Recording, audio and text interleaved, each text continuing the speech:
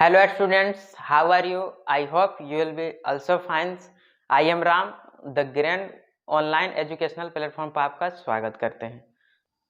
आज से क्लास 9 के बायोलॉजी के chapter cell the fundamental unit of life start करने जा रहे हैं। शुरू करने से पहले थोड़ा सा बेसिक कॉन्सेप्ट जानेंगे। तो देखिए, साइंस जनरली आप लोग जहाँ भी होंगे वहाँ दो प्रकार की वस्तुएं देखते होंगे, एक लिविंग्स और एक नॉन लिविंग्स। तो देखिए, साइंस में लिविंग्स और नॉन लिविंग्स दोनों वस्तुओं को रखा गया है। यानी यहाँ पे देखिए, साइंस लिविंग और नॉन लिविंग दोनों है शामिल। यानी कह सकते हैं कि study of living and non living, माने जीवित और अजीवित प्राणियों का अध्ययन करना ही क्या बोला जाएगा, साइंस बोला जाएगा। देखिए, साइंस में जो लिविंग्स है, लिविंग्स का सबसे स्मॉलेस्ट यूनिट ऑफ बॉडी यानी स्मॉलेस्ट यूनिट ऑफ पार्ट, उस शरीर का सबसे छोटा सा छोटा इकाई सेल होता है। जबकि नॉन लिविंग्स यानी निर्जीव वस्तुओं को कह सकते हैं कि जबकि निर्जीव वस्तु का जो सबसे छोटा यूनिट होता है वो एटम होता है। देखिए, जैसे मार्कर हो गया, चेयर हो गया, फैन हो गया, ये सब नॉन लिविंग्स है। नॉन लिविंग्स कहने का मतलब उनका जो सबसे छोटा इकाई होगा, ये सबसे छोटा यूनिट होगा वो एटम होगा। और जितना भी हमारे पर्यावरण में या हमारे इन्वायरमेंट में जितना भी जीव है उसका सबसे छोटा इकाई सेल है। जैसे हम लोग सेल से मिलकर बने हैं, या जितना भी जीव जंतु दिख रहे हैं अगल बगल, जो भी जानवर हैं, ये कीट पतंगे हैं, सब सेल से मिलकर बना हुआ है। हाँ, साथ साथ जैसे पेड़ पौधा यानी प्लांट्स भी हैं, वो भी सेल से मिलकर बना हुआ है। यानी कह सकते हैं कि जैसे हम लोग में मूवमेंट हो रहा है, यानी मूवमेंट वाले वस्तुओं में भी सेल से मिलकर बना हुआ है, और इमूवेबल जैसे प्लांट्स ये भी सेल से मिलकर बने हुए हैं।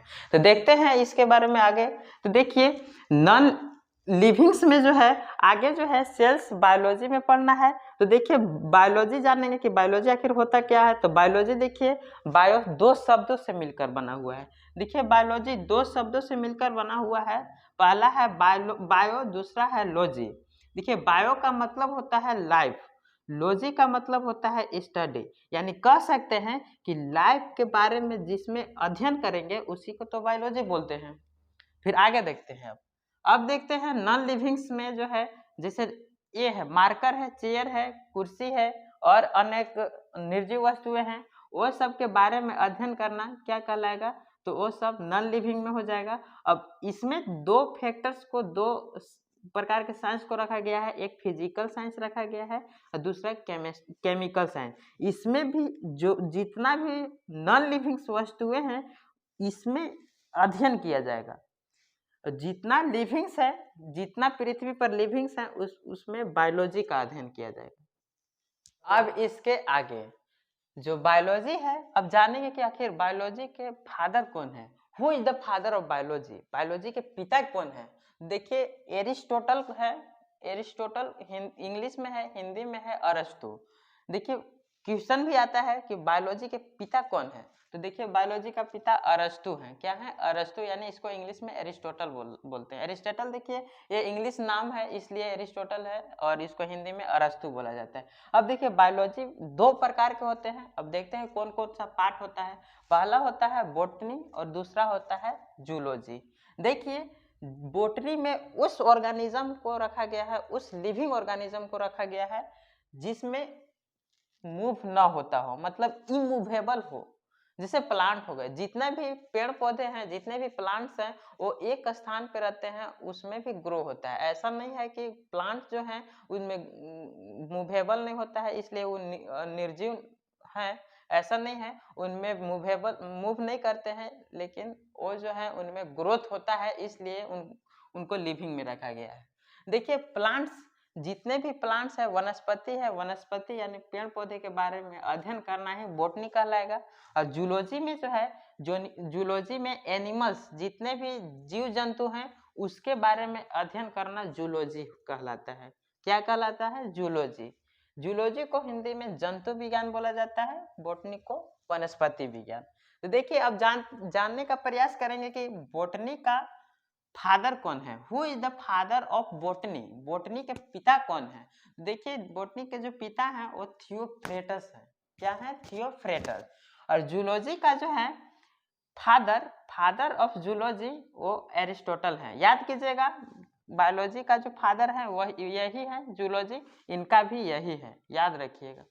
चलिए अब अपना चैप्टर की ओर बढ़ते हैं। तो देखिए चैप्टर जो नाम है cell the fundamental unit of life का जो फर्स्ट टॉपिक है वो सेल है। अब जानेंगे सेल के बारे में, आखिर होता सेल क्या है। तो देखिए सेल सबसे पहले जानेंगे साइटोलॉजी के बारे में। तो देखिए साइटोलॉजी साइटो प्लस लॉजी से मिलकर बना हुआ है। देखिए यहाँ पे साइटो प्लस लॉजी से मिलकर बना है। देखिए साइटो का बायोलॉजिकल नेम होता है सेल, क्या होता है, सेल। और लॉजी का मतलब होता है अध्ययन। देखिए जिसमें सेल के अध्ययन किया जाता है उसे साइटोलॉजी बोला जाता है। क्या बोला जाता है, साइटोलॉजी। साइटोलॉजी को हिंदी में कोशिका विज्ञान बोला जाता है। यानी कोशिका के अध्ययन करना है, जिसमें अध्ययन करेंगे कोशिका के बारे में, उसे कोशिका विज्ञान यानी साइटोलॉजी कहा जाएगा। क्या कहा जाएगा, साइटोलॉजी। अगला पॉइंट है, इसको तो बता दिए। Cell cell these are the structural and functional unit of our body. Cell यानी कोशिका जो है, ये जो है हमारे शरीर के स्ट्रक्चर यानी संरचनात्मक एंड और क्रियात्मक इकाई है। ऐसा क्यों है, क्योंकि देखिए जैसा कोई भी शरीर या एनिमल्स हो, जितना भी एनिमल्स हो या मेरा शरीर है, वो सब सेल से मिलकर बना है। यानी सेल्स जो है स्ट्रक्चर को प्रोवाइड किया है, उत्पन्न किया है। और अगला है फंक्शन। फंक्शन इसलिए बोल रहे हैं कि हमारे शरीर में जितना भी क्रियात्मक क्रियाएं हो रही है वो सेल्स इन्वॉल्व हो रही है, उसमें सेल्स शामिल है। देखिए जैसे डाइजेशन है, तो डाइजेशन एक प्रकार का प्रक्रिया है, इसमें भी जितना भी ऑर्गेनेल्स है वो सेल्स से मिलकर बना है और वही सेल्स इस क्रिया को इन्वॉल्व करते हैं चलाते हैं। अब देखिए this are the building blocks, ये जो है हमारे सेल्स जैसे इमारतों का ब्लॉक्स है यानी ईंट है। अब आगे देखते हैं एग्जाम्पल के रूप में कौन कौन सा सेल्स हैं। तो देखिए एक है न्यूरॉन सेल है, एक है माइकोप्लाज्मा सेल है, एक है ओस्टिच एग है। जैसा कि आप लोग जानते होंगे कि न्यूरॉन सेल जो है वो हमारे शरीर का सबसे लंबा सेल है। क्या है, लंबा, यानी longest cell of our body neuron cell. क्या है, न्यूरॉन सेल। अब आगे देखते हैं माइकोप्लाज्मा। तो देखिए माइकोप्लाज्मा एक प्रकार का बैक्टीरिया है जो सबसे छोटा है। ये जो है यूनिवर्स का सबसे छोटा सेल्स है। इसका एक और नाम होता है, आप लोग को यहाँ देखने को नहीं मिलता होगा लेकिन कभी आएगा, PPLO। देखिए पी से होता है पिल्यूरो, पी से होता है एक और पी से हो गया निमोनिया, एल से होता है लाइक और ओ से होता है ऑर्गेनिज्म। देखिए पिलूरो न्यूमोनिया लाइक ऑर्गेनिज्म, ये इसका जो नाम है एक और है माइकोप्लाज्मा। ये हमारे यूनिवर्स का सबसे छोटा सेल्स होता है। जानते हैं इसका साइज जो है 0.1 माइक्रोमीटर होता है। सोच सकते हैं कि कितना छोटा है, इसको हम नग्न आंखों से नहीं देख सकते हैं। देखिए ऑब्जेक्टिव क्वेश्चन के रूप में हो गया है, हमारे यूनिवर्स का सबसे छोटा सेल्स क्या है। अगर ऑप्शन में PPLO है उसमें क्लिक करेंगे, अगर नहीं है तो यहाँ उस ऑप्शन में अगर ये भी रहेगा माइकोप्लाज्मा तो उसमें भी क्लिक करेंगे। अब देखते हैं अगला, ये तो हो गया पूरा यूनिवर्स के पूरा वर्ल्ड मतलब वर्ल्ड का हो गया। अब देखते हैं सबसे बड़ा सेल्स। तो देखिए यूनिवर्स का जो सबसे बड़ा सेल्स है यानी largest cell of the universe, यानी यूनिवर्स की सबसे बड़ा सेल्स ये ऑस्ट्रिच एग होता है। जो दिख रहा है ये अंडा है, अंडा से जो निकला हुआ है चूजा, देखिए बगल में पीछे की ओर दिखाया गया होगा ऑस्ट्रिच एग। इसका जो है साइज लगभग 13 सेंटीमीटर लेंथ में होता है और 12 सेंटीमीटर जो है, 12 नहीं 13 होता है, 13 सेंटीमीटर इसका ब्रेथ होता है यानी चौड़ाई। यानी ऑस्ट्रिच एग का जो लेंथ है वो 13 सेंटीमीटर होता है और ब्रेथ यानी इसका चौड़ाई जो है 13 सेंटीमीटर होता है, लेंथ 17 सेंटीमीटर और ब्रेथ 13 सेंटीमीटर होता है। याद रखिएगा ओस्टिच सेल हमारे यूनिवर्स का सबसे बड़ा सेल है। याद रखिए फिर से, देखिए हमारे बॉडी का सबसे लंबा सेल्स जो है, लॉन्गेस्ट सेल्स न्यूरॉन है। हमारे यूनिवर्स का सबसे छोटा सेल्स माइकोप्लाज्मा है, जिसका साइज 0.1 माइक्रोमीटर होता है। और अगला जो है, हाँ याद रखिएगा, ये जो है एक प्रकार का बैक्टीरिया होता है। क्या पता है इस बैक्टीरिया का जो है, यही एक बैक्टीरिया है जिसका सेल वाल नहीं होता है। सेल वाल आप लोग के आगे बताया जाएगा, सेल वाल क्या होता है। याद रखिएगा कि इसका जो है सेल वाल नहीं होता है और ये सबसे छोटा है, बैक्टीरिया में सबसे छोटा है, जिसका साइज कितना होता है 0.1 माइक्रोमीटर। अब वो ओस्टिच इग है जिसका लेंथ होता है 17 सेंटीमीटर और ब्रेथ होता है 12 सेंटीमीटर। ये हमारे यूनिवर्स का सबसे बड़ा सेल है, यानी लार्जेस्ट सेल ऑफ यूनिवर्स। दुनिया का सबसे लंबा सेल्स के ब्रीफ में स्टडी करेंगे। तो देखिए यहाँ पे पार्ट्स देखिए, न्यूरॉन सेल्स का जो पार्ट है वो डेंड्राइट है, दूसरा है सोमा है। ये जो है, ये वाला हिस्सा जो है इसको एक्सोन बोला जाता है। अगला जो है इस वाले हिस्से में कुछ पॉइंट जैसा नजर आ रहा होगा घिरा वाला, उस वाले को स्वान सेल है। फिर देखिए यहाँ पे जो लास्ट में जो उभरा हुआ सेल्स है रेशे के जैसा, उसको नर्व एंडिंग है, वो एंडिंग पॉइंट है। फिर आगे है ये माइलिन शेथ है। फिर उसके बाद है जो न्यूरॉन सेल्स के बीच में होता है वो गोल जैसा स्ट्रक्चर है, वो जो है न्यूक्लियस है। अब दुनिया का सबसे छोटा सेल्स के बारे में ब्रीफली देखते हैं। तो देखिए ये माइकोप्लाज्मा के स्ट्रक्चर है, इसका एक शॉर्टकट नेम होता है PPLO, पिलूरो न्यूमोनिया लाइक ऑर्गेनिज्म। देखिए हम अभी तुरंत बताए थे कि ये जो है सबसे छोटा ऑर्गेनिजम्स होते हैं जिसका सेल वाल नहीं होता है। जिसके इसका पार्ट्स के बारे में देखिए, एक है सोल्यूबल प्रोटीन, इसके अंदर सोल्यूबल घुला हुआ प्रोटीन होता है। DNA है, देख सकते हैं ये जो रस्सी रेशे जैसा है, ये DNA है। अब यहाँ देखिए ये वाला जो भाग है मेम्ब्रेन होते हैं। याद रखिएगा सेल वाल नहीं होते हैं। इसमें जो है इसके अंदर है मेटाबोलाइट्स है, पार्ट का नाम है। फिर है उसके अंदर जो है राइबोसोम होता है। याद रखिएगा ये सब शॉर्टकटली नॉलेज यहाँ पे दे रहे हैं, इसके बारे में आगे जो नेक्स्ट चैप्टर है उसमें पढ़ेंगे इसके बारे में। अब हम लोग जानेंगे दुनिया का लॉन्गेस्ट सेल के बारे में, पहले जान चुके हैं, अब लार्जेस्ट सेल के बारे में जानेंगे। देखिए लॉन्गेस्ट और लार्जेस्ट में बहुत अंतर है। लॉन्गेस्ट जो है लंबा के अकॉर्डिंग रखा गया है उसको, न्यूरॉन को, और लार्जेस्ट जो है डायमीटर के थ्रू, क्षेत्रफल के दृष्टि से रखा गया है। तो देखिए लार्जेस्ट सेल जो है ये ओस्ट्रिच इग, आप लोग जानते होंगे ओस्ट्रिच इग को खाने के लिए भी मिला होगा आप लोग के, अगर नहीं मिला होगा तो खा कर देखिएगा, कभी मिलेगा लाइफ में तब। अब देखिए ओस्ट्रिच का जो ईग है वो, उनका जो सेल्स होता है वो सबसे लंबा भी होता है और चौड़ा भी होता है। तो देखिए इसका जो लेंथ होता है वो 17 सेंटीमीटर होता है। कितना सेंटीमीटर? 17 सेंटीमीटर।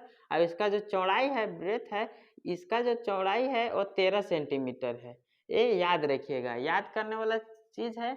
और ये भी याद रखिएगा कि दुनिया का सबसे बड़ा अंडा देने वाला यही ओस्ट्रिच जानते होंगे आप लोग, शुतुरमुर्ग जिसको बोलते हैं, शुतुरमुर्ग का अंडा सबसे बड़ा अंडा होता है, जो कि जिनका जो सेल्स है वो भी सबसे बड़ा होता है और उनका लेंथ 17 सेंटीमीटर होता है और ब्रेथ 13 सेंटीमीटर होता है।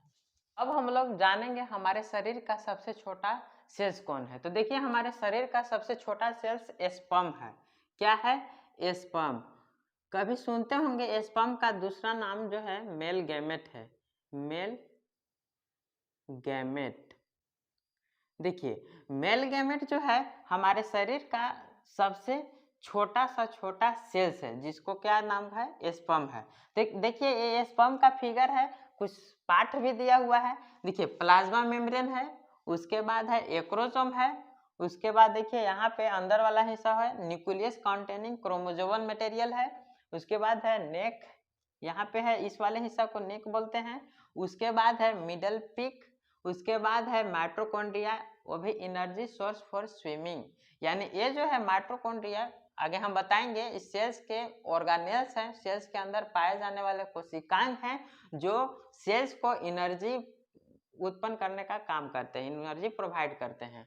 और आगे जो है टेल्स है, जिसे स्पर्म को मूव करने के लिए अब हम लोग जानेंगे कि शरीर के सबसे बड़ी कोशिका क्या होती है। तो देखिए हमारे शरीर की सबसे बड़ी कोशिका ओवम होती है, जो कि फीमेल्स बॉडी के अंदर होती है। याद रखिएगा, मेल में ओवम नहीं होता है, वो फीमेल में होता है। तो देखिए ये जो है फीमेल में जो ओवम होता है,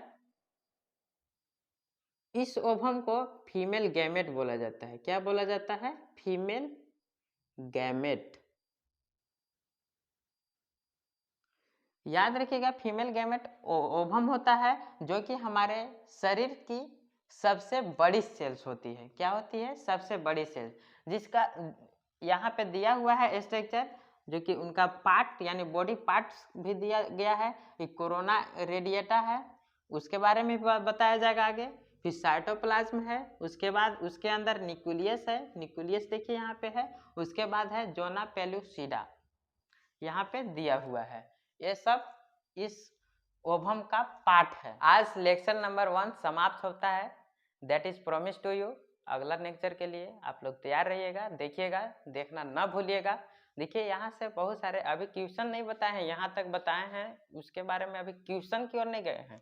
अगर हम पूछें आपके शरीर का 1 इंच स्किन में कितना सेल्स होते हैं, कभी नहीं बता पाएंगे, क्योंकि अभी हम बताए नहीं हैं। वो सब जो टॉपिक्स है उसको हम लेक्चर नंबर 2 में बताएंगे।